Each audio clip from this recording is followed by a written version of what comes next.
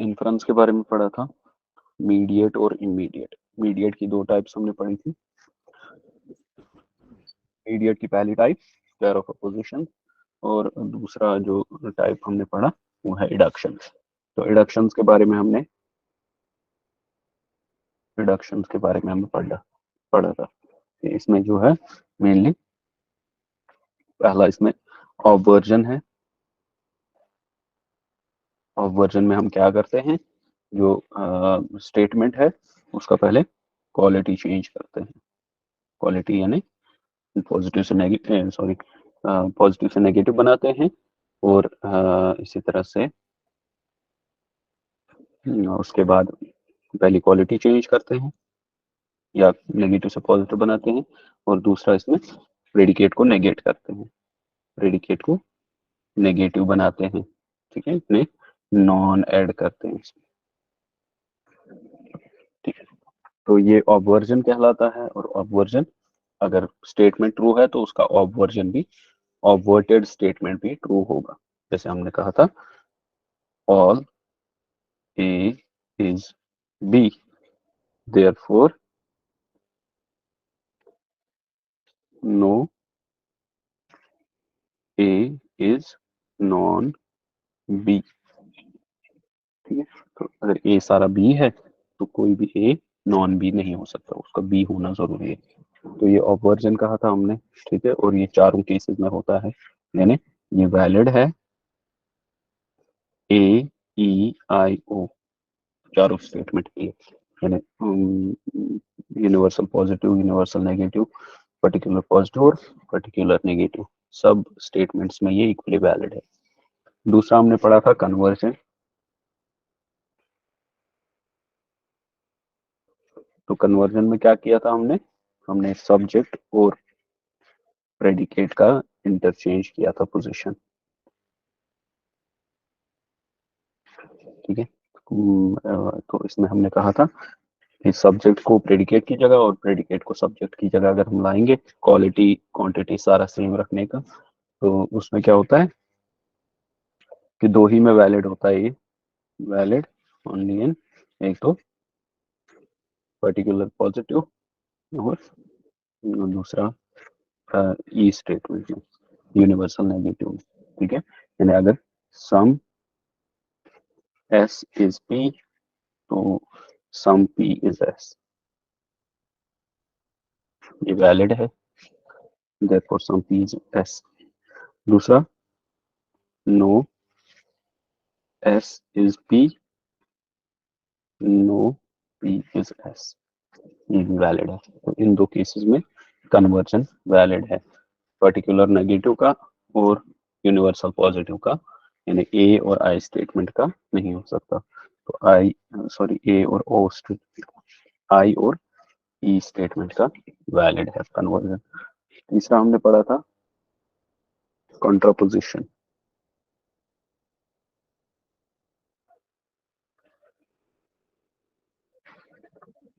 Contraposition में हमने क्या किया कि हम पहली क्वालिटी को चेंज करते हैं।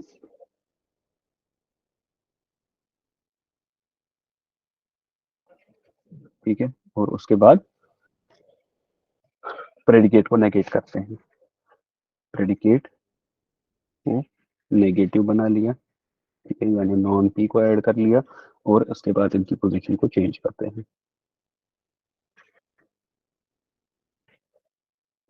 Interchange S and P. ठीक है, तो उसमें हमने कहा था जैसे कॉन्ट्रापोजिशन, ये इन दोनों को छोड़कर जिनमें कन्वर्जन पॉसिबल नहीं है उनमें हम कॉन्ट्रापोजिशन करते हैं, यानी ए स्टेटमेंट और ओ स्टेटमेंट में। ठीक है, तो ए statement all S is P, तो इसका मतलब हो गया पहले इसकी क्वालिटी को चेंज कर दें। ठीक है, तो इसको क्या बनाना है, नो। ठीक है, तो नो, उसके बाद पी को नेगेट करना है और फिर पोजीशन को चेंज करना है, यानी पी को हमें आगे लाना है। No non P is S. ठीक है, तो no non P is S. इसी तरह से इसको हम ओ स्टेटमेंट में भी कर सकते हैं इस्तेमाल। नो एस इज पी, तो पहले नो को चेंज करेंगे ऑल में, all non P is S. ठीक है, तो ये दोनों वैलिड हैं। इसका मतलब हो गया, अगर आपको कोई स्टेटमेंट आ रही है तो ये सारे जो एडक्शंस हैं जो भी पॉसिबल है इसमें, ये सारे भी वैलिड होंगे। अगर ट्रू, हम क्वेश्चन बोल रहे हैं कि स्टेटमेंट ट्रू है तो और कौन सा ट्रू होगा, तो ये सारे इसमें ट्रू होंगे। अगर स्टेटमेंट बोल रहा है ये फॉल्स है तो और कौन सा फॉल्स होगा, तो ये सारे फॉल्स होंगे। ठीक है, तो यानी ये ट्रूथ वैल्यू को जो है इक्वली ये जो है अप्लाई होते हैं इन पे। उसके बाद हमने कहा था कंट्रापोजिशन और ऑबवर्जन का मिक्स, यानी ऑबवर्टेड कंट्रापोजिशन।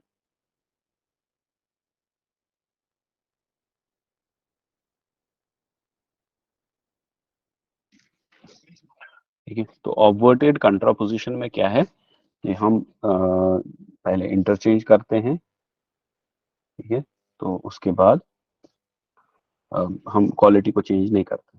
ठीक है, सिर्फ हम एस और पी का ये एक तो पोजीशन भी चेंज करते हैं और इनको नेगेटिव में बनाते हैं। यानी अगर हमारे पास, ये भी इन्हीं दो में एप्लीकेबल है, ए और ओ स्टेटमेंट में। ए स्टेटमेंट में पहले क्या करेंगे, ऑल एस इज पी। ठीक है, तो हम क्या करेंगे, इसको इन दोनों की पोजीशन को चेंज करना है, ऑल, और दोनों को नेगेट करना है। वो all non P, non P is non S. ठीक है, तो ये इसका ऑब्वर्टेड कंट्रापोजिशन हो गया। अगर ये स्टेटमेंट वैलिड ट्रू है तो ये स्टेटमेंट भी जरूरी ट्रू होनी चाहिए। इसी तरह से दूसरा ओ स्टेटमेंट है सम।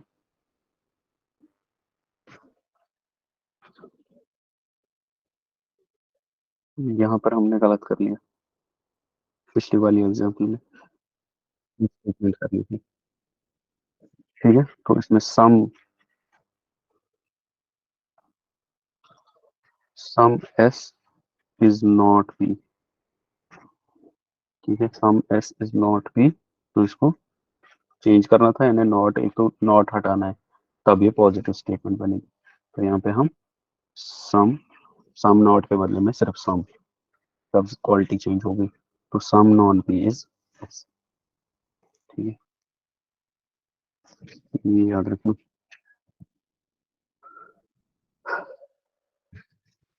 हम्म, यहाँ पे फिर से नजर देना, इसको गलत हो गया था।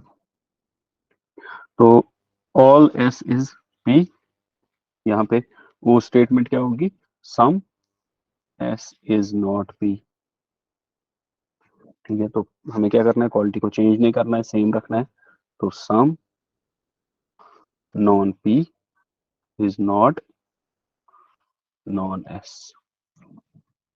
ठीक है, यानी कुछ ऐसी चीजें जो पी नहीं है वो नॉन एस नहीं हो सकती। तो ये पढ़ा था हमने। उसके बाद लास्ट वाला इम्प्लीकेशन पढ़ा था।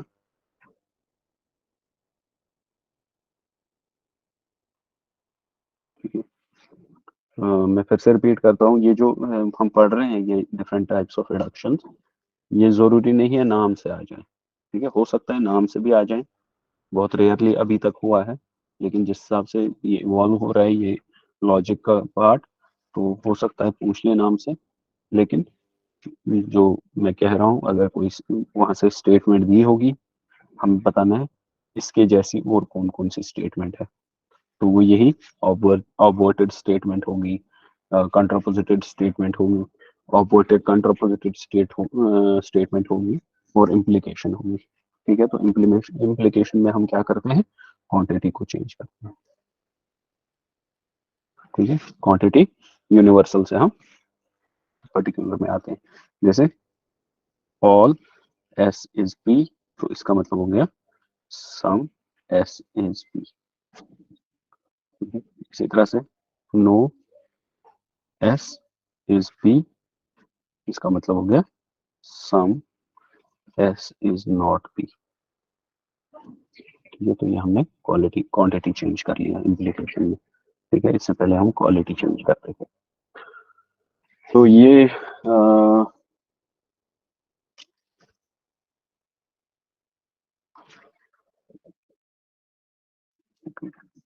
हाँ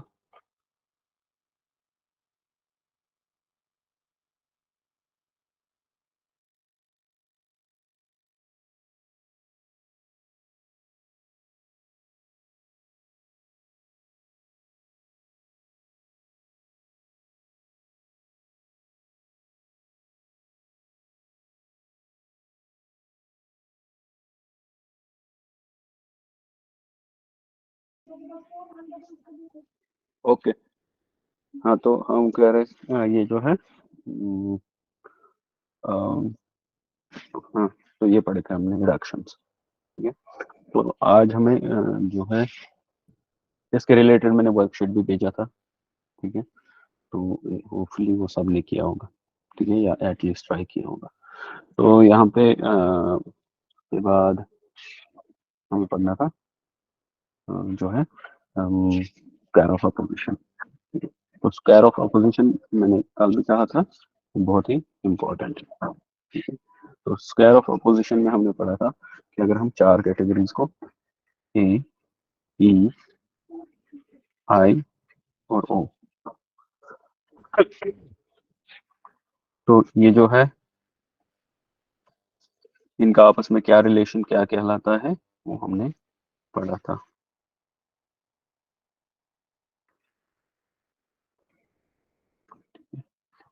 तो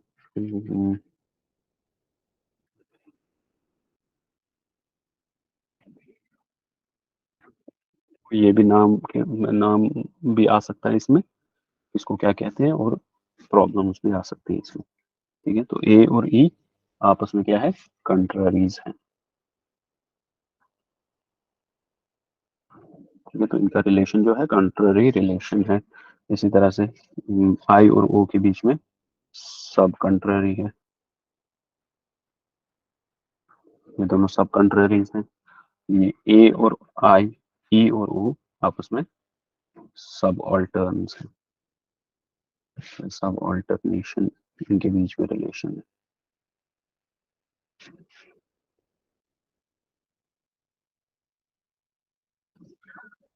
और ए और ओ, आई और ई, इनके बीच में आपस में कंट्राडिक्शन है।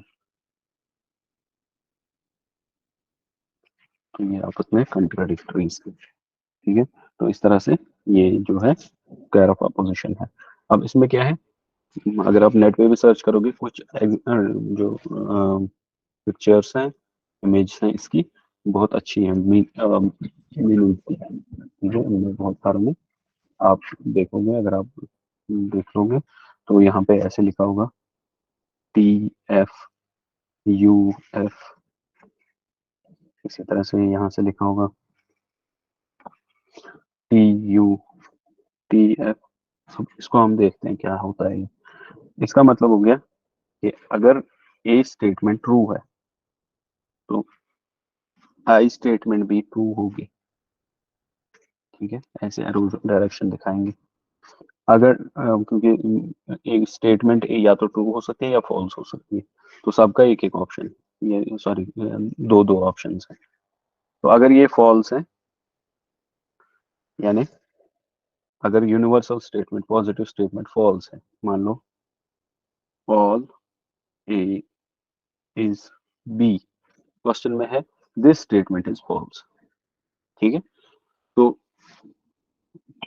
और कौन सी स्टेटमेंट फिर फॉल्स होनी चाहिए, उसमें मान लो आ गया सम ए इज बी, तो क्या ये फॉल्स होगी, ये फॉल्स नहीं होगी।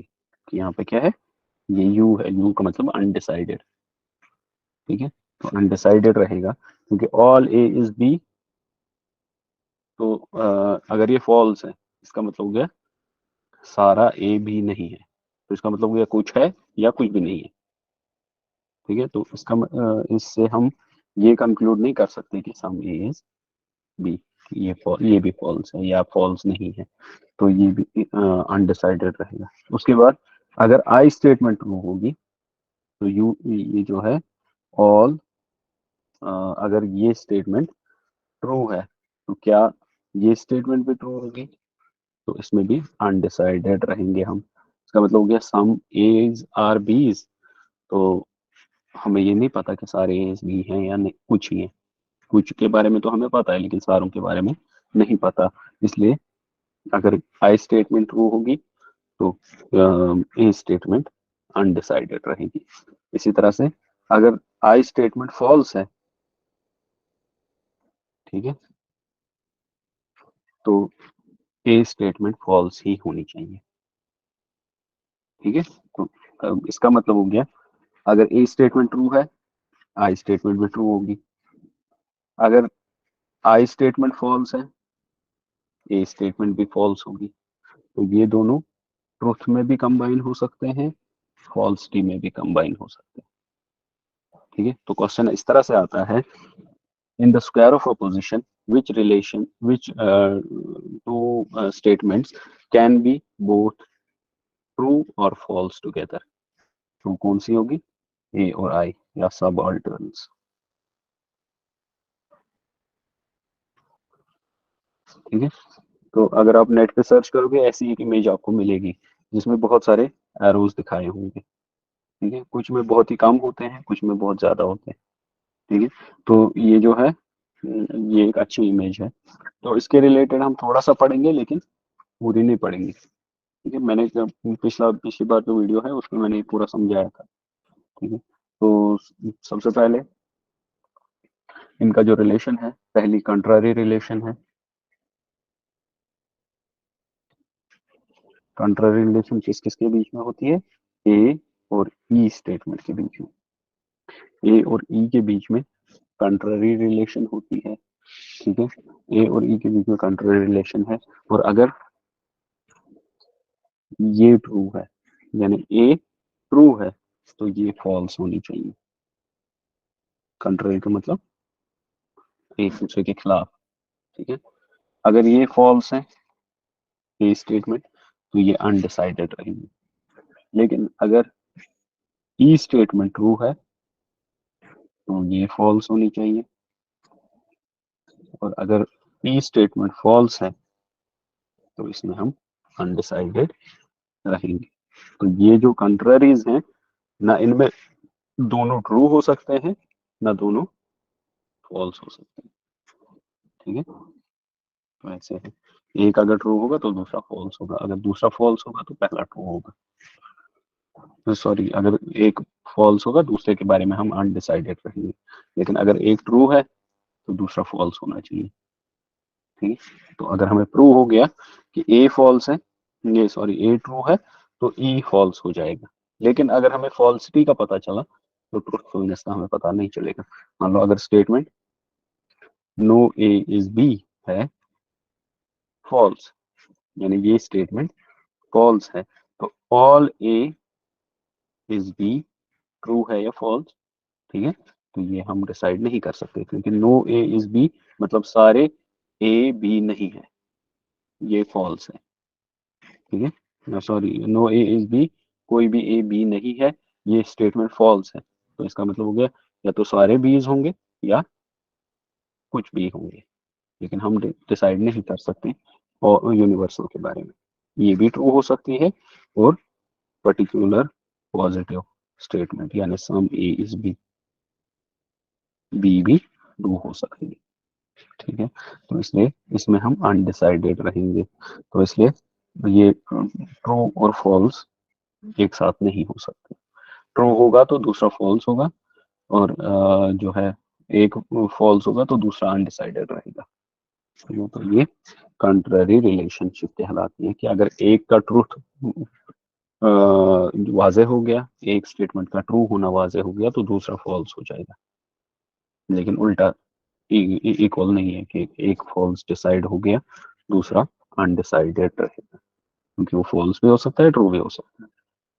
ठीक है, इसका मतलब हो गया अगर हमारे पास ये A, all A, no A is B, no A is B, ये फॉल्स है, और हम डिसाइड नहीं कर सकते कि all A is B true है या some A is B true है, इसलिए ये अनडिसाइडेड रहेगा।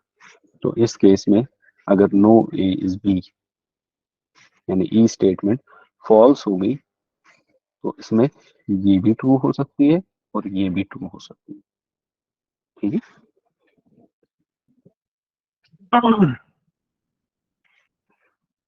तो ये कंट्ररी रिलेशन है, और कंट्ररी में क्या होता है, अम, जो है, अगर एक ट्रू प्रूव हो गया, दूसरा फॉल्स होगा, लेकिन फॉल्स के लिए जरूरी नहीं है। ठीक है। इसी तरह से सब कंट्ररी में, सब कंट्ररी रिलेशन, सब कंट्ररी आई और ओ है। आई और ओ में भी क्या है, कि ये उल्टा है इसका, सब कंट्री में उल्टा है। अगर ट्रू, आई ट्रू है, तो ओ के बारे में हम अनडिसाइडेड रहेंगे, लेकिन अगर ये फॉल्स है, ठीक है, तो ये ट्रू होना चाहिए, उसका उल्टा है, कंट्ररी का उल्टा, सब कंट्ररी। इसी तरह से अगर ये स्टेटमेंट, ओ स्टेटमेंट ट्रू है, तो ये अनडिसाइडेड रहेगी। ठीक है। और अगर ओ स्टेटमेंट फॉल्स है, तो ये ट्रू होनी चाहिए। ठीक है। तो इसमें हम, अगर फॉल्सहुड प्रूव हो गया तो दूसरे को ट्रू मान लेंगे, लेकिन अगर ट्रूथ साबित हो गया तो दूसरे के बारे में हम अनडिसाइडेड रहेंगे। ठीक है। तो ये कंट्ररीज का बिल्कुल उल्टा है। ठीक है। तो ट्रूथ कंट्ररीज में क्या है, ट्रूथ फॉल्सिफाइज द अदर।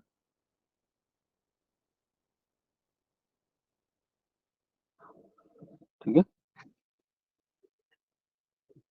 इसमें क्या होगा, सब कंट्ररी में उल्टा होगा कि फॉल्सिटी टेस्टिफाइज द अदर।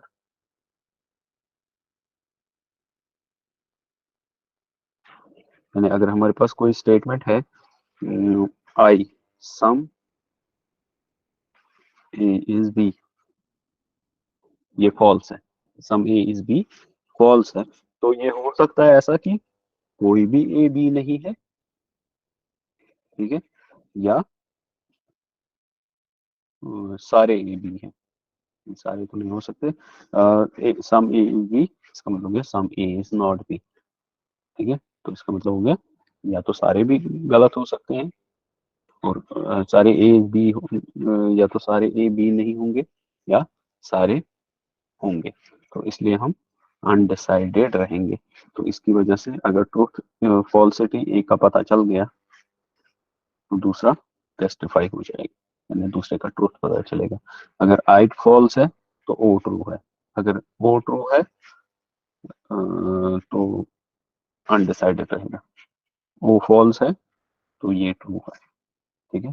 तो एक ही, अगर यहाँ पे कॉन्ट्ररीज में ट्रूथफुलनेस प्रूव हो गई, तो दूसरा फॉल्स होगा, लेकिन अगर इसमें फॉल्सिटी प्रूव हो गई तो दूसरा ट्रू है। ठीक है। इसका उल्टा है सब कंट्ररीज का। ठीक है। उसके बाद सब ऑल्टर्न, सब ऑल्टर्न रिलेशन में क्या है, सब ऑल्टरनेशन में ए, आई, ई और ओ। ठीक है। यही रिलेशन है आपस में, इनका रिलेशन आपस में सब कंट्ररी कहलाता है। ठीक है। और इनका क्या है, जो हमने पढ़ा, ये वाला रिलेशन सेम। ठीक है। अगर एक ट्रू है, तो दूसरा भी ट्रू होना चाहिए, एक फॉल्स है तो दूसरा अनडिसाइडेड रहेगा। तो ट्रू में ये दोनों बराबर हो सकते हैं, फॉल्स में ये दोनों बराबर हो सकते हैं, लेकिन अगर ट्रूथफुलनेस, अगर ए की ट्रूथफुलनेस आ गई, तो आई भी ट्रू होगा। ठीक है। ए की फॉल्सिटी आ गई, तो इसमें अनडिसाइडेड रहेंगे। ठीक है, आई में। ठीक है। मान लो ऑल ए इज बी, ये गलत स्टेटमेंट है। तो आई स्टेटमेंट के बारे में क्या कहेंगे कि ये भी अनडिसाइडेड होगी। ठीक है, आई अनडिसाइडेड होगा। लेकिन अगर ये प्रूव हो गया कि A all A is B true है, तो आई भी ट्रू होना चाहिए। ठीक है, और इस तरह से अगर ये पता चला कि आई ट्रू है, तो ए स्टेटमेंट अनडिसाइडेड रहेगी। लेकिन अगर ये पता चला कि आई फॉल्स है, तो ए भी फॉल्स होना चाहिए। ठीक है, तो ये इनके बीच में रिलेशन है कि ट्रूथ ऑफ यूनिवर्सल, उसका मतलब हो गया truth of universal leads to truth of particular. ठीक है, तो लेकिन फॉल्सिटी के लिए जरूरी नहीं है। इसी तरह से पर्टिकुलर में उल्टा है, ट्रूथ ऑफ पर्टिकुलर अनडिसाइडेड रहेगा, लेकिन फॉल्सिटी जो है डिसाइड करेगी फॉल्सिटी ऑफ अदर। तो ये क्या है, सब ऑल्टर्न्स, ये ट्रूथ और फॉल्सिटी में कंबाइन हो सकते हैं, यानी ये दोनों एक साथ ट्रू भी हो सकते हैं और एक साथ फॉल्स भी हो सकते हैं। ठीक है, बाकियों के साथ ऐसा नहीं। तो ये उसके बाद लास्ट जो हमारे पास है इसमें रिलेशन, वो है कंट्रारी। कंट्रारी रिलेशन ए और ओ के बारे में, और ई और आई। ठीक है, और इसमें क्या है, सॉरी, कंट्राडिक्टरी।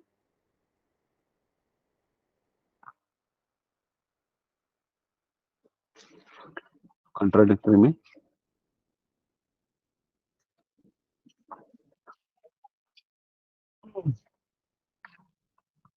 कंट्राडिक्टरी में अगर ए ट्रू पता चला, ठीक है, तो ये फॉल्स होना चाहिए। यानी अगर पॉजिटिव ट्रू पता चला, तो नेगेटिव वाला फॉल्स होना चाहिए। ठीक है, तो ये जो पॉजिटिव वाला साइड है, ये नेगेटिव वाला साइड है। अगर ट्रू पता चला, पॉजिटिव ट्रू था, तो नेगेटिव फॉल्स होना चाहिए। इसी तरह से अगर पॉजिटिव साइड फॉल्स है, तो अपोजिट वाला ट्रू होना चाहिए, नेगेटिव वाला। नेगेटिव वाला ट्रू होना चाहिए। इसी तरह से फिर है अगर नेगेटिव वाला फॉल्स है, तो ये वाला ट्रू होना चाहिए, और अगर नेगेटिव वाला ट्रू है, तो ये वाला फॉल्स होना चाहिए। ठीक है, तो ये रिलेशन है इनके बीच में। यानी अगर पॉजिटिव के बारे में पता चले या नेगेटिव के बारे में पता चले कि ट्रू है, तो दूसरा फॉल्स होगा। अगर फॉल्स पता चला, तो दूसरा ट्रू होगा। ठीक है, सेम है यहाँ भी, क्योंकि ये भी नेगेटिव है, नेगेटिव और पॉजिटिव है। यानी अगर हमें पर्टिकुलर पॉजिटिव पता चला कि ट्रू है, तो नेगेटिव भले ही वो यूनिवर्सल क्यों ना हो, वो भी फॉल्स है। तो पॉजिटिव और नेगेटिव के बीच में क्या रिलेशन है इसमें, कि अगर पॉजिटिव पता चला ट्रू है, नेगेटिव फॉल्स होगा, और पॉजिटिव पता चला फॉल्स है, नेगेटिव ट्रू होगा। तो सेम है, अगर नेगेटिव फॉल्स है, पॉजिटिव ट्रू होगा, अगर नेगेटिव ट्रू है, पॉजिटिव फॉल्स होगा। ठीक है, तो ये दोनों ना ही ट्रूथफुलनेस में और ना ही इनका फॉल्सिटी कंबाइन हो सकता है। ना ये true at the same time होंगे, ना ये false at the same time होंगे। इसको क्या कहेंगे, कंट्राडिक्टरी रिलेशन। तो क्वेश्चन आएगा, कौन सी रिलेशन ऐसी है स्क्वायर ऑफ अपोजिशन में जो ना एक साथ ट्रू हो सकते हैं, ना एक साथ फॉल्स हो सकते हैं। ठीक है, तो अगर एक ट्रू होगा, दूसरा फॉल्स होना चाहिए, और अगर एक फॉल्स है, दूसरा ट्रू होना चाहिए, तो वो कंट्राडिक्टरी रिलेशन है। ठीक है, और कौन सा ऐसा है जो एक साथ ट्रू भी हो सकते हैं और एक साथ फॉल्स भी हो सकते हैं, तो हमने पढ़ा सबऑल्टर्न्स है। ठीक है, और ये क्वेश्चन इन्हीं दो के बारे में आता है। सबऑल्टर्न एक साथ ट्रू भी हो सकते हैं, एक साथ फॉल्स भी हो सकते हैं, लेकिन कंट्राडिक्टरी एक साथ ट्रू नहीं हो सकते, एक साथ फॉल्स नहीं हो सकते। अगर एक ट्रू है दूसरा फॉल्स होना चाहिए, अगर एक फॉल्स है दूसरा ट्रू होना चाहिए। ठीक है, तो ये स्क्वायर ऑफ अपोजिशन। ठीक है, तो उम्मीद है ये समझ आया होगा। ठीक, इसके बाद जो एक इम्पॉर्टेंट चीज है, अ, वो आता है, उसको कहते हैं मूड एंड फिगर।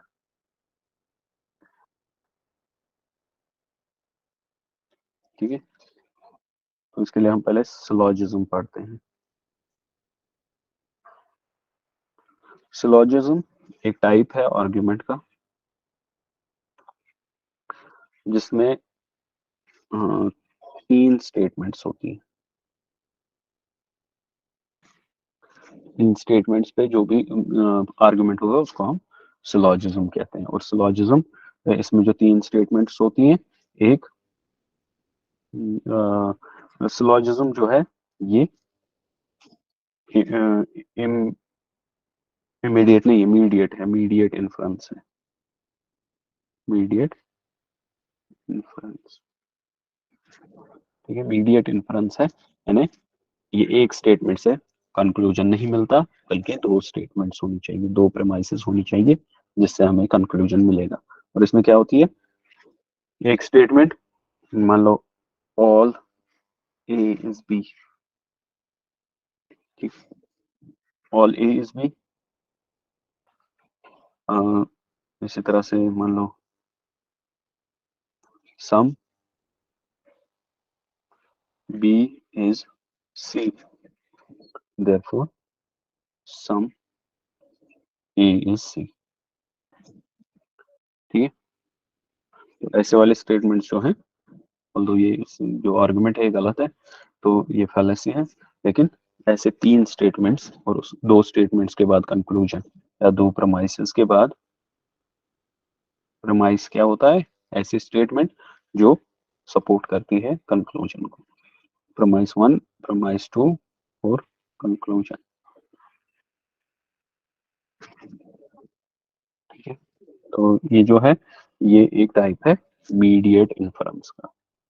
मीडिएट का मतलब जिसमें हमें मल्टीपल स्टेटमेंट्स की जरूरत पड़ती है तो डिराइव द कंक्लूजन। ठीक है, तो ये जो है सिलॉजिज्म की टाइप है, सॉरी सिलॉजिज्म है, ये आर्गुमेंट की टाइप है जिसमें 3 स्टेटमेंट्स होती हैं, और इमीडिएट इन्फरेंस है क्योंकि हम मल्टीपल स्टेटमेंट्स से इन्फर करते हैं कंक्लूजन को। ठीक है, अब ये जो जैसे मान लो ये जो सिलॉजिज्म है, ये प्रमाइस 2 प्रमाइसेस का होता है, 2 प्रमाइसेस होता है और एक कंक्लूजन होता है। अब ये प्रमाइस, अगर इसका हम स्ट्रक्चर देख लें, तो ये मान लो ये प्रमाइस है ऑल ए इज बी। ये क्या है, ये ए स्टेटमेंट है।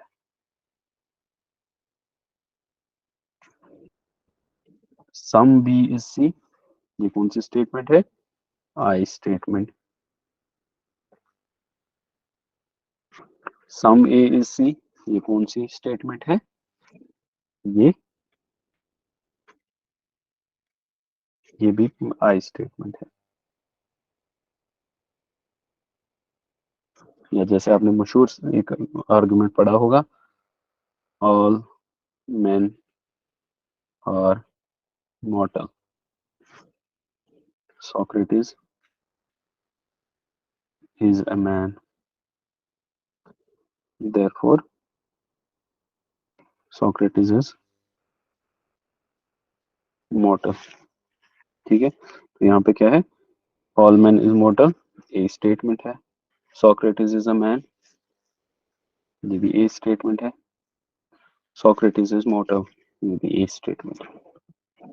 ठीक है, इसी तरह से all मान लो all cats are furry।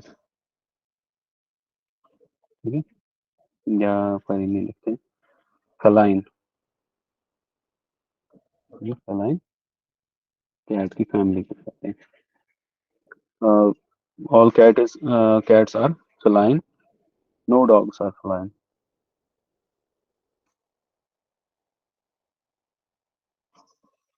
Therefore, no dogs are cats. ठीक है, अब ये कौन सी स्टेटमेंट है? पहली वाली ए स्टेटमेंट है, दूसरी वाली ई स्टेटमेंट है, तीसरी वाली भी ई स्टेटमेंट है। ठीक है, अ, ये ए आई आई स्टेटमेंट है, ये ए स्टेटमेंट है, ये ई स्टेटमेंट है। इसके अलावा जो है, मान लो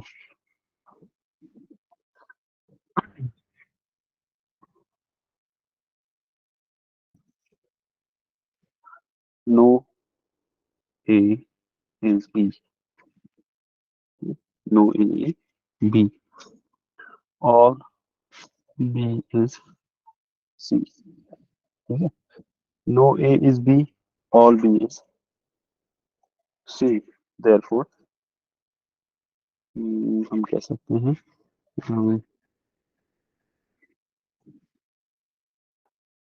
all, no A is B, no B is C, therefore some C is A, या some C are not A, is not A.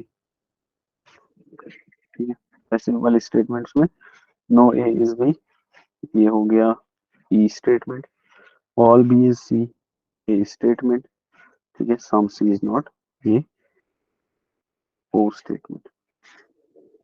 ठीक है, तो ये डिफरेंट स्टेटमेंट्स हो सकते हैं ऑन द बेसिस ऑफ उनके तीन जो है प्रमाइसेस कौन कौन सी है। ठीक है, अब अगर आपने कभी प्रोबेबिलिटी पढ़ा हो, तो प्रोबेबिलिटी क्या है? ये हमारे पास सिलोजिज्म किस टाइप का होगा? क्या ए आई आई होगा, ए होगा, ए ई होगा? ठीक है, और कितने टाइप्स हो सकते हैं? तो हमारे पास तीन स्टेटमेंट्स हैं जो चार टाइप्स की हो सकती है, यानी तीन, हर स्टेटमेंट चार चार टाइप्स की हो सकती है। तो इसमें कितनी टोटल पॉसिबिलिटीज आएंगी? 4 is power 3। ठीक है, तो 4 is power 3 वो कितना होता है? 64। तो 64 टोटल पॉसिबिलिटीज आ सकती हैं, जिसमें चार मशहूर है। एक तो ये ए आई आई, ए या 64 में से लगभग 19 वैलिड है शायद। ए ई है, ई ए ओ है। ठीक है, तो ये जो है, ये डिफरेंट जो है स्टेटमेंट्स, क्योंकि एक स्टेटमेंट के पास ऑप्शन है चार, चार टाइप्स का होने का। तो तीन के पास कितने हैं? 4 is power 3। ठीक है, तो 64 आता है। तो जो टोटल पॉसिबिलिटीज हैं 64 टाइप्स के हो सकते हैं। ठीक है, अब इसको ये जो हमने पढ़ा, इसको मोड ऑफ द सिलॉजिज्म कहते हैं। मोड ऑफ द सिलॉजिज्म, यानी क्या ये ए होगा, या ई होगा, या ए आई आई होगा, या ई आई ओ होगा, इस तरह से। तो ये मूड ऑफ द सिलॉजिज्म कहलाता है। ठीक है, यानी इसकी तीन जो प्रपोजिशन, ये प्रपोजिशंस हैं वो कैसी हैं। ठीक है, तो इसको मूड कहते हैं। अब अगर हम देख लें पहले एक प्रपोजिशन को, प्रपोजिशन में हमने पढ़ा प्रपोजिशन कैसी होती है? इसमें सब्जेक्ट होता है, प्रेडिकेट होता है, सब्जेक्ट होता है और प्रेडिकेट होता है। ठीक है, तो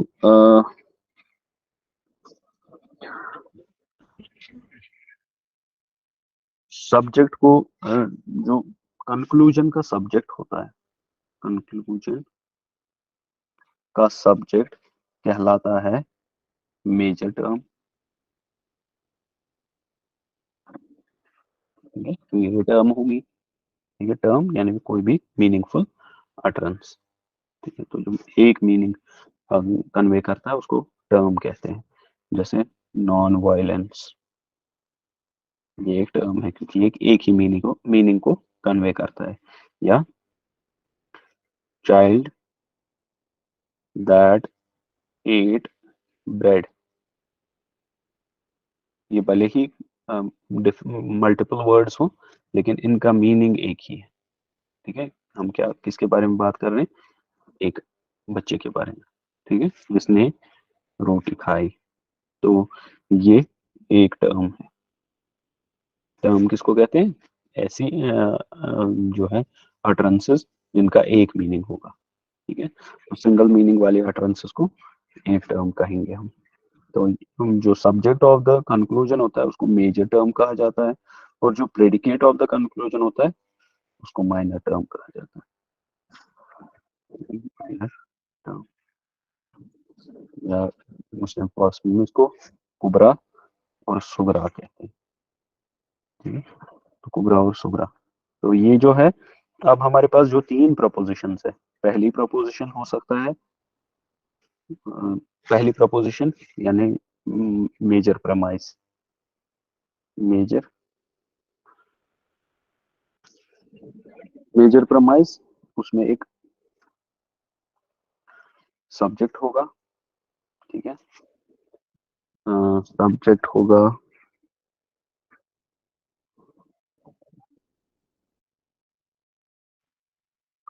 एक प्रेडिकेट होगा। ठीक है, दूसरी वाली माइनर प्रमाइस कहलाती है। उसमें भी एक सब्जेक्ट होगा, एक प्रेडिकेट होगा, और कंक्लूजन होगा, उसमें एक सब्जेक्ट होगा और प्रेडिकेट होगा। अब ये जो सब्जेक्ट होगा, जो टर्म इसमें है, जैसे हम मान लें all A is B, all B is C, therefore all A is C. ठीक है, तो इसमें क्या है, ये A subject of the conclusion है, और ये किसका सब्जेक्ट है, ये किसमें प्रेजेंट है, ये पहली वाली प्रमाइस में प्रेजेंट है। ठीक है, तो ये हमारे पास मेजर टर्म होगी।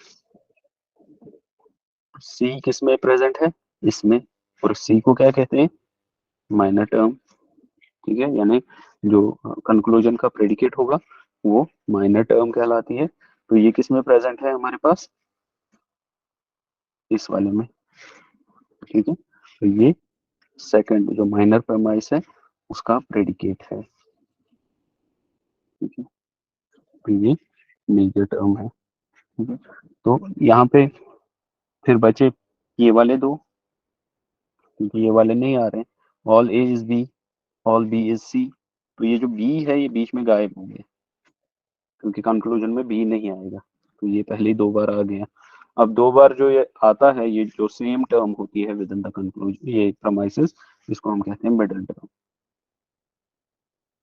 मिडिल टर्म, तो हमारे पास तीन टर्म्स आती है, मिडिल टर्म, माइनर और मेजर।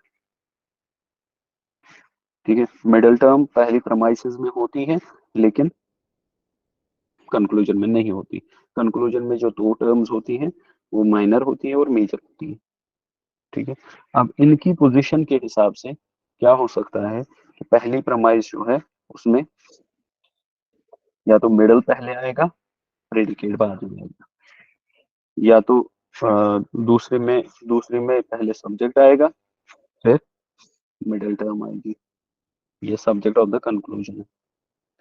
ठीक है, तो उसके बाद कंक्लूजन आएगा एस और पी। ठीक है, या तो और क्या आ सकता है, या तो आएगा पहले आएगा predicate of the conclusion and major term, उसके बाद मिडिल टर्म आएगी, इसमें पहले मिडिल टर्म आएगी, या इसमें पहले सब्जेक्ट आएगा, फिर मिडिल टर्म आएगी, और लास्ट में सब्जेक्ट और प्रेडिकेट आएगा। इसी तरह से कभी इसका उल्टा होगा, पी एम, एम एस और एस पी। ठीक है, इस तरह से हो सकता है। ठीक है, या तो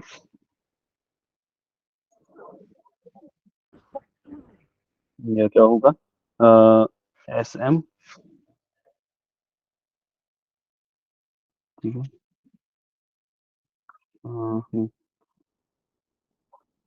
M P, M S, S P, ठीक है, on the basis of position. ये जो मिडिल टर्म है उसकी पोजीशन कहाँ है, ठीक है, जैसे मान लो ये हमने पहला पढ़ा, इसमें मिडिल पोजीशन ऐसी, मिडिल टर्म की पोजीशन ऐसी है, इसमें यहाँ है सेकंड पे, इसमें पहली में है, इसमें यहाँ है। तो इसके हिसाब से प्रपोजिशंस डिफरेंट हो सकते हैं या सिलोजिज्म जो है डिफरेंट हो सकता है। तो मिडिल की पोजीशन कहाँ है, position of the middle term, middle term कौन सी है, जो दोनों प्रेमाइसेस में रिपीट होती है, दोनों प्रेमाइसेस में जो चीज रिपीट होती है, जैसे हम पहले दिन से पढ़ रहे हैं, जैसे हमने फैलेसी पढ़ी थी, ऑल या x is a line, lines roar. अब ये भी लाइन भी यहाँ भी है और यहाँ भी है, तो हम क्या करते हैं, इसको मिडिल टर्म मान लेते हैं, मान लेते क्या ये है जो रिपीट होगी पहले प्रेमाइसिस में, उसको मिडिल टर्म कहते हैं, और मिडिल टर्म कंक्लूजन में नहीं आती है, इसलिए हम फिर क्या कंक्लूजन निकालते हैं, therefore x is x roars,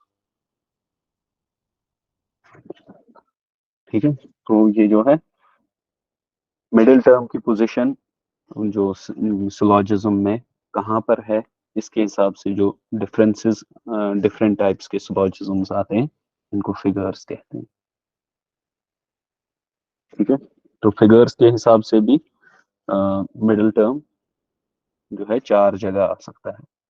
तो हमारे पास total possibilities according to the mood, according to mood कितनी थी, 64, और फिगर्स के हिसाब से और चार हो सकती हैं। तो ये कितना बनेगा, 64, जो ऑलरेडी ये आता है इंटू फोर, 64 इंटू फोर, वो आएगा 256।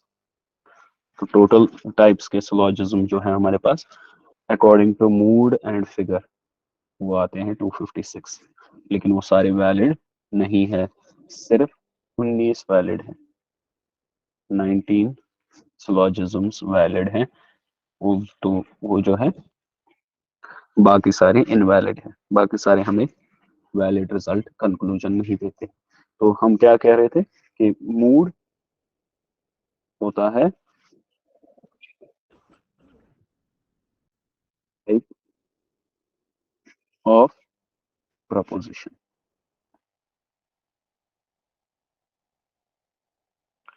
यूज्ड, उसके हिसाब से 64 टाइप्स हो सकते हैं, ठीक है, जिसमें सबसे इंपॉर्टेंट ए ए है, ठीक है, ए ए, फिगर क्या है, फिगर है टाइप, ये जो है पोजीशन ऑफ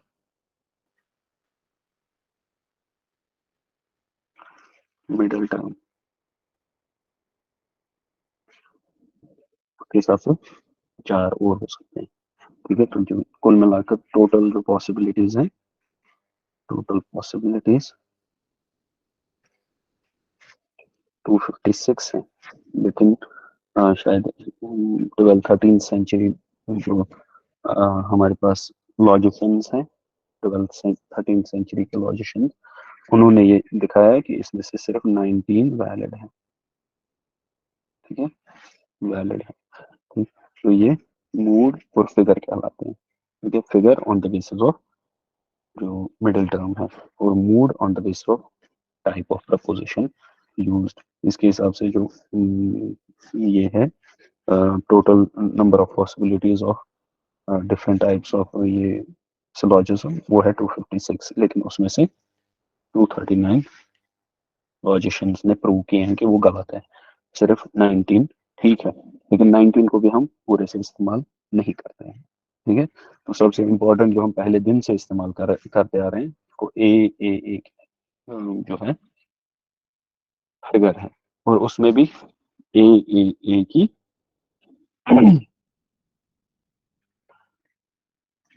एक फिगर है जो फर्स्ट फिगर कहलाती है। ये फर्स्ट फिगर क्या है? MP SM ये फिगर है। ठीक है, तो ये हम इस्तेमाल करते हैं ज्यादातर। ठीक है, तो ये जो फिलोसफर्स थे, ये जो लॉजिशियंस थे, इन्होंने आसानी के लिए ये AEO इस तरह से इनका नाम रखा। ठीक है, जैसे ये इसको कहा जाता है बारबरा। ठीक है, ये एक नाम है और इजी इनके लिए याद रखना है। और ये जो A और A, तीन A है इसमें, ये बताता है कि क्या है, ये कौन जो बारबरा शेप या बारबरा फिगर जो है वो कौन सी है। ठीक है, कभी कभार एक और है जैसे AII,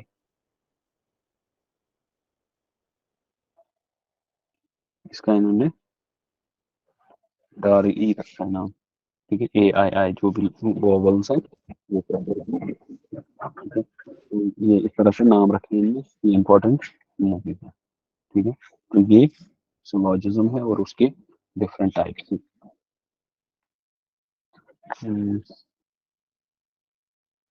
ठीक है, अब मान लो कि हमारे पास अ, कोई सिलॉजिज्म है।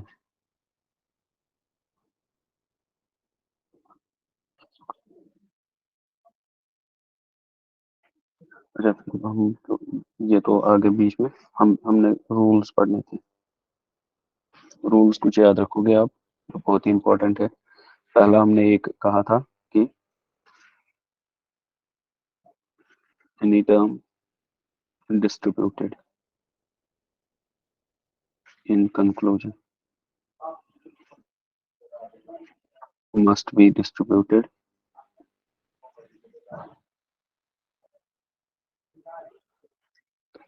in the premises।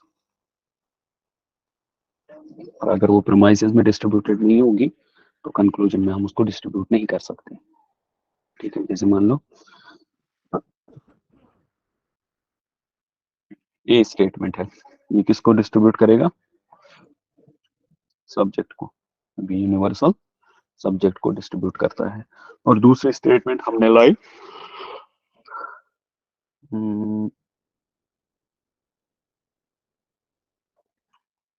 I statement, particular positive.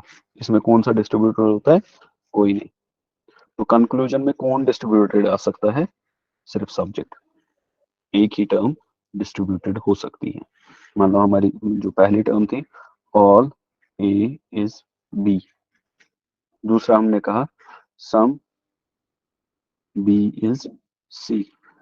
अब इसका कंक्लूजन क्या हो सकता है कि अगर हम यूनिवर्सल लाएं तो ए आना चाहिए उसमें, क्योंकि वही सिर्फ डिस्ट्रीब्यूटेड है। ठीक है, ऑल ए इज सी मानो। ठीक है, क्योंकि बी तो मिडल टर्म है। ठीक है, तो ऑल ए इज सी, तो ये ऐसे आ सकता है। तो पहले रूल के हिसाब से ये वैलिड है। ठीक है, लेकिन अगर हम लाएं नो ए इज सी, तो इसमें ए भी डिस्ट्रीब्यूटेड है, सी भी डिस्ट्रीब्यूटेड है, लेकिन सी यहाँ डिस्ट्रीब्यूटेड नहीं है। ठीक है, तो अगर कोई भी टर्म हमें डिस्ट्रीब्यूटेड लानी है तो वो पहले प्रेमाइसेस में डिस्ट्रीब्यूटेड होनी चाहिए। तो इसका मतलब हो गया ऐसे सिलोजिज्म का ई कंक्लूजन नहीं आ सकता। ठीक है, तो ये क्या होगा? इनवैलिड कंक्लूजन होगा। ठीक है, तो इसका क्या आना चाहिए? या तो सम आना चाहिए। ठीक है, या तो या तो ऑल आना चाहिए। ठीक है, सम या ऑल आना चाहिए। जो है ई स्टेटमेंट नहीं आ सकता। ठीक है, क्योंकि जो टर्म डिस्ट्रीब्यूटेड ना हो कंक्लूजन में वो प्रोमाइसेस में डिस्ट्रीब्यूट, ये जो प्रोमाइसेस में डिस्ट्रीब्यूटेड ना हो वो कंक्लूजन में डिस्ट्रीब्यूटेड नहीं आ सकती। ठीक है, एक ये है। दूसरी टर्म है middle term. Middle term distributed होनी चाहिए at least once. At least once. जैसे हम ये स्टेटमेंट देख रहे हैं ऑल ए इज बी, तो बी डिस्ट्रीब्यूटेड नहीं है। दूसरा, some B is C, B यहाँ भी डिस्ट्रीब्यूटेड नहीं है, तो इसका मतलब हो गया ये जो है आर्गुमेंट गलत है, क्योंकि मिडिल टर्म कहीं पे भी डिस्ट्रीब्यूटेड नहीं है। ठीक है, तो अगर मिडिल टर्म को डिस्ट्रीब्यूट करना है तो हम क्या करना है, इसकी सम के बजाय नो लगा देना है, तब ये वैलिड होगा। ठीक है, तो therefore no A is C. ठीक है, तो फिर पहला हमने पढ़ा कि कोई भी टर्म जो डिस्ट्रीब्यूटेड होगी कंक्लूजन में, वो पहले से डिस्ट्रीब्यूटेड होनी चाहिए। दूसरा, मिडिल टर्म जो है वो एटलीस्ट वंस डिस्ट्रीब्यूटेड होनी चाहिए। ठीक है, तो इसका मतलब हो गया जो बी टर्म है, मिडिल टर्म कौन सी है, जो रिपीट हो रही है प्रमाइसिस में, प्रमाइसिस में जो चीज रिपीट होती है वो मिडिल टर्म कहलाती है। ठीक है, जैसे ऑल कैट्स आर बर्ड्स। ठीक है, ऑल टाइगर्स आर बर्ड्स। अब यहाँ पे मिडिल टर्म कौन सी है, बर्ड्स वाली। क्या ये डिस्ट्रीब्यूटेड है, डिस्ट्रीब्यूटेड नहीं है, तो ये जो है कंक्लूजन देखे बिना ही हम ये रिजेक्ट कर सकते हैं। ठीक है, तो ये रिजेक्ट हो गई। मान लो cats are birds, all cats are birds है, और ऑल बर्ड्स आर